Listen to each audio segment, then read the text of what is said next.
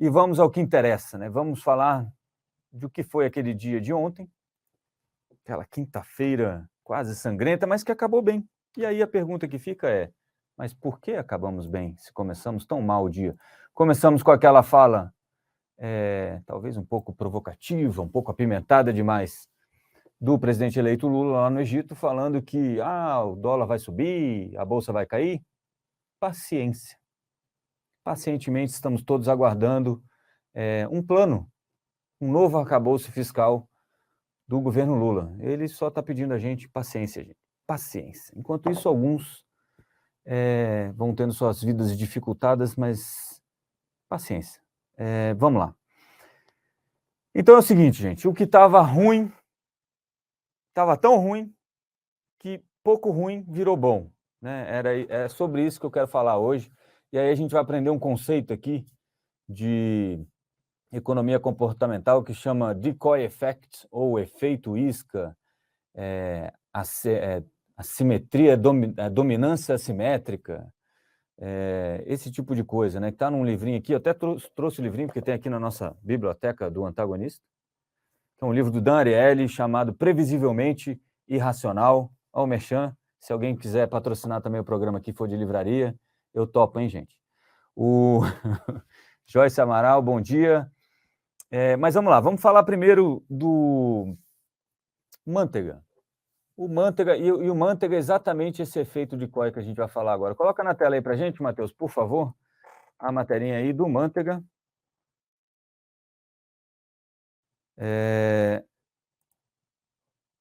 A matéria do Manteiga, que diz que o Manteiga, gente, era o cara que estava na equipe de transição sem nunca ter estado. Ele nunca entrou de verdade, mas ele já saiu. E isso virou bom. Olha que coisa louca. Uma das coisas que fez o mercado melhorar ontem foi isso aqui, ó, a saída do ex-ministro Guido Mantega do Grupo de Trabalho do Planejamento, anunciada nesta quinta-feira, foi recebida sem sustos pela cúpula do governo de transição do presidente eleito Luiz Inácio Lula da Silva. A iniciativa de Mantega foi avaliada como uma saída estratégica para não criar mais desgaste entre o próximo governo e o mercado, que reagiu muito mal ao anúncio e provocou uma queda de 4% na Bolsa de Valores na época que ele foi no dia. Aquele dia teve várias coisas juntos, mas teve o Manteiga também. Pode baixar um pouquinho, Matheus, só para a gente pegar essas aspas aqui. A decisão foi recebida com muita tranquilidade. O ex-ministro Guido Manteiga iria fazer um trabalho voluntário, olha só, tanta gente boa nesse país, mas preferiu sair de cena e ficar numa posição mais discreta. Ele entendeu que não tem por que ficar provocando desgaste, afirmou o vice-líder do PT na Câmara, deputado Paulo Pimenta, aí do nosso querido Rio Grande do Sul. A participação de Guido Manteiga no governo de transição foi anunciada no último dia 10, convidado pelo presidente eleito Geraldo Alckmin. Era parte do grupo técnico, mas ele tinha umas pendências aí com o TCU, em função das pedaladas fiscais da época que ele estava à frente do Ministério da Fazenda da ex-presidente Dilma Rousseff. Beleza? E aí, é justamente isso que é o efeito isca, gente. Olha só que coisa, eu não sei se foi pensado ou não, mas tem um negócio na economia comportamental que chama efeito isca, que é quando você coloca uma opção só para fazer as pessoas escolherem outra opção. Então, uma opção que ninguém quer, mas quando ela aparece lá, ela faz com que você escolha o que eu quero que você escolha. Isso aí o nosso querido Dan Ariely estudou e fez um experimento. Eu vou mostrar para vocês uma imagem. Eu até separei aí, Matheus, que é uma imagem da revista Economist, e ela tinha essa opção aí para assinaturas, né? Se vocês olharem na imagem, nesse quadrinho que está à direita, ela tem uma assinatura aí, que é o economist.com, a $59, então só a versão digital, $59, a versão impressa, $125, e a versão digital mais impressa, $125. Muito bem. São 3 opções, uma delas, inclusive, dá direito às 2 coisas pelo mesmo preço de uma, certo? Que é essa aí, Print Subscription, que está no meinho, 125. Normalmente, essa opção está no meio, tá, gente? E aí ele fez uma pesquisa lá no MIT, com alguns estudantes universitários, entre as melhores cabeças do mundo, aparentemente, e viu o que eles escolheriam né? Ele disse que entrou em contato com a Economist na época, isso é uma pesquisa mais antiga. Ele entrou em contato com a Economist na época e ninguém soube dizer por que tinha essas duas opções com o mesmo preço, mas que depois que ele entrou em contato, alguns dias depois, ou um dia depois,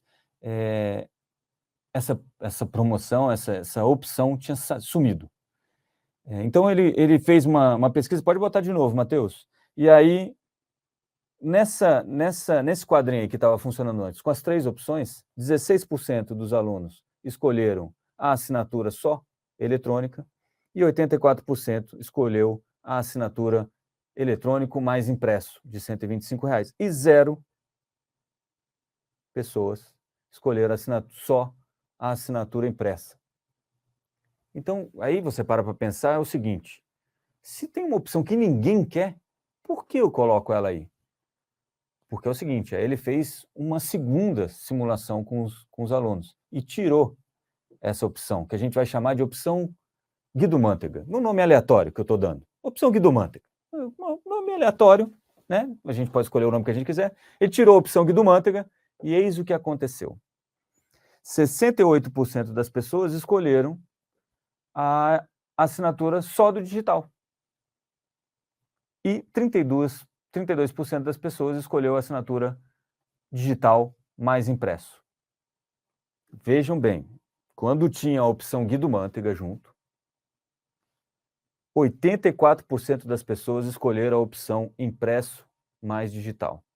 Sem a opção Guido Mantega, 68% das pessoas escolheram a opção mais barata, a opção digital. Então, é isso que a gente chama em economia comportamental, ou que os entendidos, né, eu não, os entendidos chamam em economia comportamental de efeito decoy, efeito isca, dominância assimétrica. Então, se vocês ouvirem falar disso, é disso que a gente está falando. E ontem, quando o Mantega disse que ia sair, ele era essa opção aí que faz com que você ache que as outras coisas são melhores, né? Então, poxa, agora não tem mais o Guido Mantega, então ficou tudo ótimo. Então, você tem um pouco desse raciocínio e o mercado deu uma melhorada. Se a gente colocar aqui, ó, o Ibovespa ontem, onde está aqui o meu gráfico do Ibovespa? Aqui. Vocês vão notar, isso aqui é todo o pregão de ontem, fechou em 0,49 de baixa. Vocês vão notar que durante o pregão ele chegou a cair aqui 2 e pouco, quase 3%, tá? Nessa região aqui, ó. Vou até colocar um círculo aqui para vocês enxergarem melhor aqui. Pronto, nessa região aqui, está circulado, chegou a cair quase 3%, e aí, de repente, ela começa a subir, que é justamente nesse horário aí do Mantega pediu para sair. Foi isso que fez a Bolsa subir? Nunca saberemos, na verdade. Mas, além disso, ontem teve um morde-a-sopra, né? O dia começou com o Lula falando, né, pedindo paciência para os mercados. Não foi exatamente nesse sentido que ele falou paciência, mas começou com o mercado desabando. Ó, você olha aqui no comecinho, tem uma queda forte aqui, ó.